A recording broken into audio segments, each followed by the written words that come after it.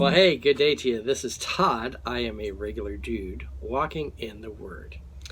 As we're going through Exodus, right now we're starting a section, and I'm entitling it Tabernacle Construction. And there's 5 parts to this Tabernacle Construction. We're going to go through it rather quickly, like doing whole chapters per episode almost, because we've really talked about the details of all the tabernacle. The tabernacle is laid out here, you can see, and then the details of this are over here. Okay, well, it's kind of a review, but it shows you what happens in Exodus. Is that the last part of Exodus here is God gives instructions to Moses on how this tabernacle is to be built. And when I say tabernacle, I'm referring to the whole complex here. Okay. And he gives him instructions on how it's to be built. Now we're at the point where he's appointed who's to build it, and they've taken an offering and everything. Now they're going to build it. Okay, so it's kind of the same thing here. It's really a review because they're doing exactly as God had instructed. If they were to deviate and go, oh no, we think it needs to be done this way, then it'd be different. But nope, they're following God's plan right to the T on that. So today it's entitled Tabernacle Construction Part 1, and it's really having to do with all the barriers that are there. So let's read here today. This is Exodus 36, verses 8 through 37. We'll complete chapter 36 today here. It says this is Exodus 36, 8 through 37. It says, all those who were skilled among the workers made the tabernacle with 10 curtains of finely twisted linen and blue and purple and scarlet yarn, with the cherubim woven into them by expert hands. All the curtains were the same size, 28 cubits long and 4 cubits wide.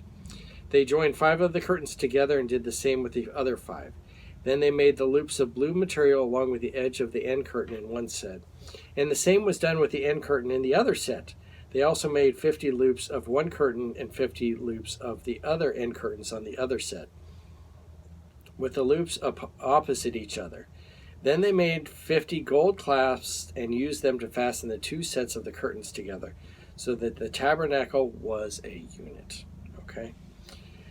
They made, and remember, as we were reading, it tells about the colors. You can go back to what we talked about earlier. Those colors all had significance. Everything about this tabernacle had huge significance. It wasn't just random. It was, everything had a purpose. Verse 14, they made the curtains of goat hair for the tent over the tabernacle, 11 altogether. All 11 curtains were the same size, 30 cubits long and 4 cubits wide. They joined 5 of the curtains into one set and the other 6 into another set. Then they made the 50 loops along the edge of the curtain in one set and along the edge of the end curtain in the other set. They made these 50 bronze clasps to fasten the tent together as a unit. Okay, we're talking about the curtains here. Okay, this in this part, that's what's being sewn up here. They made for the tent a covering of ram skins dyed red over that covering of the other durable leather. And we had, if you see up here, I don't know if you can see that from that far away, but we talked about there's like 4 layers up there of different curtains to cover the top there. Verse 20, they made upright frames of acacia wood. Oh, that's how you say it, acacia wood. I'm having the hardest time with that one, acacia wood. Acacia wood for the tabernacle. Each frame was 10 cubits long and a cubit and a half wide, with 2 projections set parallel to each other. They made all the frames of the tabernacle in this way. They made 20 frames for the south side of the tabernacle and made 40 silver bases to go under them. 2 bases for each frame, 1 under each protection. For the other side, the north side of the tabernacle, they made 20 frames and 40 silver bases, 2 under each frame. They made 6 frames for the far end, and that is the west end of the tabernacle. And 2 frames were made for the corners of the tabernacle at the far end. At these two corners, the frames were double from the bottom all the way to the top and fitted into the single ring. Both were made alike. So there were 8 frames and 16 silver bases, 2 under each frame. They also made crossbars of acacia wood, 5 for the frames on one side and the other side, and 5 for the frames on the west and at the far end of the tabernacle. They made the center crossbar so that it extended from one end to the end of the middle of the frames. They overlaid the frames with gold and made the gold rings to hold the crossbars. They also overlaid the crossbars with gold.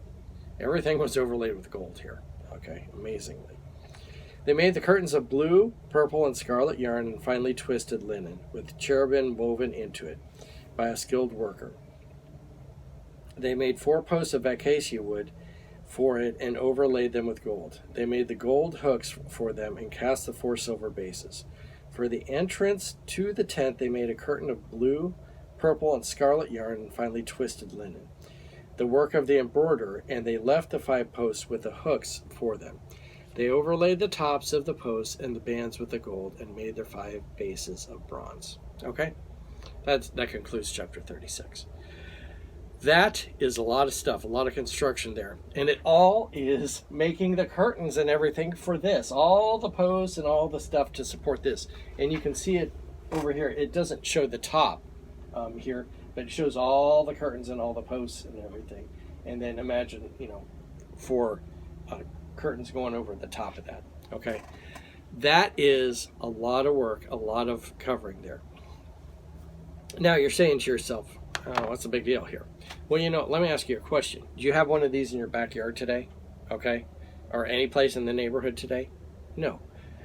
This, back in the Old Testament, this was a representation. This was meeting with God. Okay? They were, because they didn't have Jesus, this is the way they had to meet with God. Okay? And the priest was the go-between between that. Well, today I have Jesus, and Jesus is my go-between between me and God. And so I don't have all these curtains. Okay, the only curtain I have is sin in my life, but Jesus forgives that sin, so I have free access to God. And God was represented here in this area here, where nobody could go into. Okay, but I can talk to God. I can pray to God anytime I want to. And I can hear from the Lord too, anytime I want to, and anytime He reveals Himself to me. But we don't have this today because we have Jesus, and so we have access to God now because of Jesus. All right, this is all important stuff for us to learn from, and all the significance to it. But we don't have it today because we have Jesus. All right. Hey, thanks for watching. I'm a regular dude, and I look forward to seeing you tomorrow as we continue looking at the construction here of the tabernacle. Lord's blessing. I'll see you then.